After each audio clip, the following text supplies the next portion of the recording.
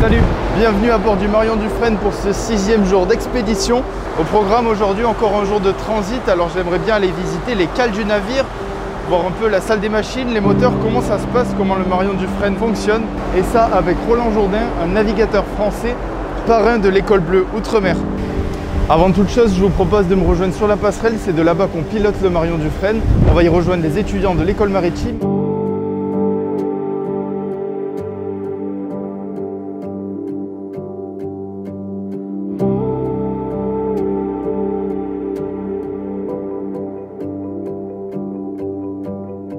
C'est une énorme chance qu'on a d'avoir embarqué sur ce bateau-là. Et mes objectifs, c'était de découvrir un peu plus sa passerelle et la machine. Les scientifiques, les artistes, les journalistes, je m'entends bien avec eux et voilà, ils sont tous sympas, je les aime bien. Et j'espère les revoir à La Réunion. En revenant sur Terre, je reviendrai avec des connaissances en plus. Et voilà, c'est ce qui est beau dans ce voyage et cette opération, enfin cette école flottante. Je prends conscience que la pollution du plastique en mer, c'est grave. Parce que genre, dans un petit filtre du Manta, on a pu trouver des bouts de plastique, c'est impressionnant quoi. C'est des bouts de plastique comme ça, c'est énorme quoi. Et on se dit pas que là, dans ce milieu-là, il y a du plastique partout quoi. Celui-là là-bas. Ouais. Ça c'est pour prendre des prélèvements, des relèvements pardon. Genre par exemple, vas-y attends, je vais t'expliquer, hein. Je vais faire de mon mieux pour t'expliquer. Mais... Genre là par exemple il y a un petit bateau devant moi, je vais regarder, je vais aligner. Hop. Et là, là on trouve qu'il est, là on le voit à notre 350 degrés. Et là on est à la passerelle. C'est là que, en gros, on va piloter le navire. Elle est très importante, c'est parce que c'est à partir de là que l'officier de quart, il va gérer le navire, même s'il est tout seul à bord, il pourra le piloter en soi. Alors ça, c'est un peu ce que tout le monde pense, c'est la barre du navire. Elle n'est pas grosse, c'est pas une grosse barre à roues. Donc elle est toute petite et c'est le timonier, c'est le poste du timonier. C'est un matelot, il va être aux ordres de l'officier. Pour le cap à suivre, en fait, on l'a juste ici.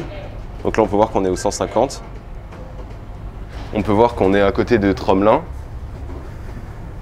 Et sur le radar, on la voit juste ici. Donc ça nous donnait plein d'infos utiles. Là, on peut voir sa latitude, sa longitude, la distance à laquelle elle est en mille, et du coup, son relèvement. La VHF, par exemple, pour contacter Tromelin, on a utilisé la VHF. On les a appelés direct à la base. Je peux te parler de ça. Ça, c'est le VDR, Voyage Data Recorder. Donc en fait, c'est comme la boîte noire du navire. Ça enregistre tout ce qui se passe. Et si on a un accident, elle aura enregistré tout ce qui se passe dans les 12 dernières heures. Donc on voit d'où on est parti. Et on voit que petit à petit, on a fait le point, comme on dit. On est parti juste ici. Ensuite, on est allé jusqu'au Mont La Pérouse. C'est ça. Et là, on peut voir qu'on a pas mal tourné pour les scientifiques. Ouais. Et on est remonté jusqu'à Tromelin. Et on est toujours à côté en train de faire nos petites expériences.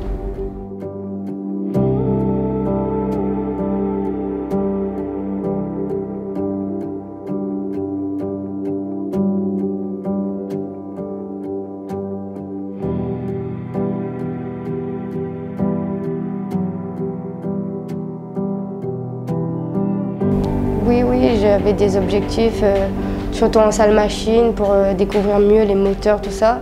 Et j'ai eu ce que je voulais du coup. Et voilà. Et même en passerelle, tout ça, pour découvrir un peu mieux les radars, tout ça. Donc voilà. Ça change des cours parce que tout ce qu'on fait en cours, on met en pratique. Et, par exemple en machine, tout ça, les circuits, on voit un petit à l'école et là, sur les gros moteurs, tout ça, ça change les cours. Oui, je trouve que l'équipage est vraiment sympa, surtout ceux qui bossent en salle machine. Par exemple, je comprenais rien vraiment et ils ont pris du temps pour m'expliquer tout ça. J'espère m'engager dans la marine nationale et avoir un petit grade au moins, voilà. Un petit peu haut, on va dire. Pour une fille, ça change de faire des métiers comme ça, au moins c'est mixte aussi. C'est bien. penses que c'est pas assez représenté? Oui, c'est ça. Ouais. Pour montrer que voilà, on est capable.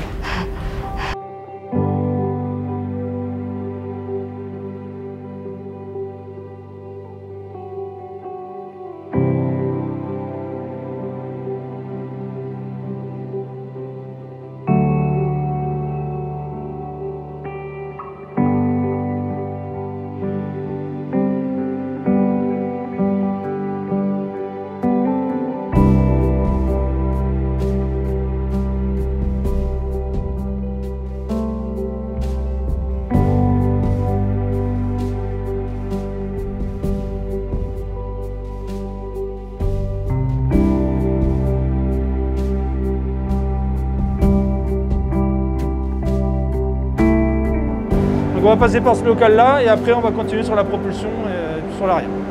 Les parties du fond, là, les entrailles du navire, cette tôle acier, on n'est pas grand-chose quand même. Hein, voilà, tout renvoie sur un bateau, toujours, et ça c'est très proche de ce que je peux connaître, au travail des autres. Et puis bah, le Marion Dufresne, c'est une belle dame qui a plus de 30 ans maintenant aussi. 95. 95, ouais, c'est ça. Hein. Donc elle en a vu des choses. Et puis du coup par rapport à mes activités sur la limitation de l'impact environnemental, je trouve que sur ce genre de bateau aussi, il y a des sujets pour réfléchir l'avenir, l'avenir des missions, l'avenir de la recherche scientifique. Et d'ailleurs c'est un discours que j'ai souvent entendu chez les jeunes cette semaine, c'est l'impact de tout ça. Donc ils ont effectivement dans la tête des notions que nous, à leur âge, on n'avait absolument pas.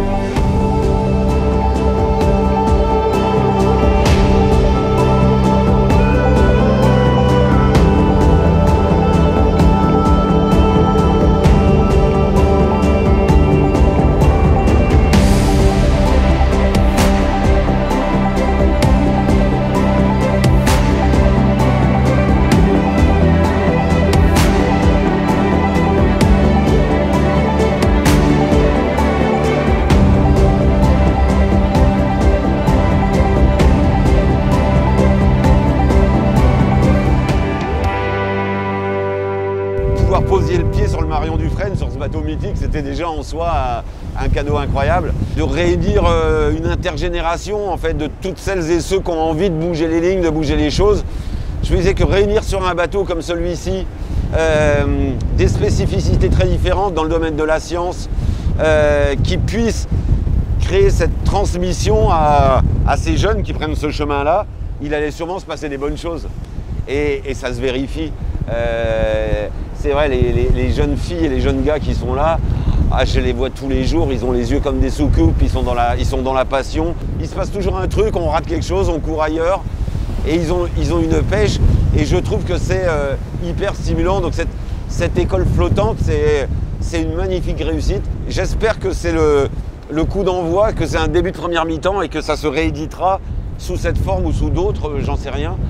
Mais c'est tellement essentiel, je pense, qu'on comprenne les choses. C'est un peu des notions qu'on a oubliées dans nos modes de vie où on appuie sur l'accélérateur en essayant d'appuyer sur la tête du second derrière.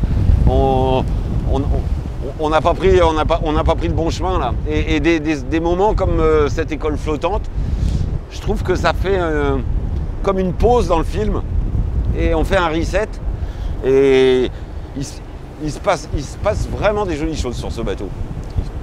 Donc, changer de cap, faire un virement de bord en collectif, c'est, je crois, possible. Je crois que des initiatives comme celle-ci font partie des gouttes d'eau pour amorcer ces changements de cap. Ouais. Là, sous la surface de l'eau, moi, je l'ai parcouru à plein de vitesses et j'ai toujours voulu accélérer jusqu'à un moment en me disant mais est-ce que accélérer à tout prix, c'est pas nous mettre la tête dans le mur encore plus tôt, quoi. Et quand on ralentit, qu'on pose un filet manta dans l'eau et qui ramène cette vie qui est sous la surface, les scénaristes de Star Wars et les auteurs de bandes dessinées de science-fiction, c'est là qu'ils sont allés rechercher leur inspiration. Enfin, on a un monde sous nous, dans le végétal, dans dans l'animal qui est incroyable, qui dépasse toute notre imagination. Merci d'avoir regardé ce 3e épisode de notre carnet de bord, j'espère qu'il vous aura plu. Merci à Maxime, Quentin, Marie-Karen et Roland pour leurs mots. Demain, pour les étudiants de l'école bleue Outre-mer, c'est direction l'île des Glorieuses, une île magnifiquement préservée qui habite une faune et une flore très riches. Alors sois sûr de bien t'abonner aux différents réseaux de l'Ifremer pour ne pas la rater, ce serait dommage. Et moi je vous dis à très vite en vous laissant sur de belles images des Glorieuses. Salut!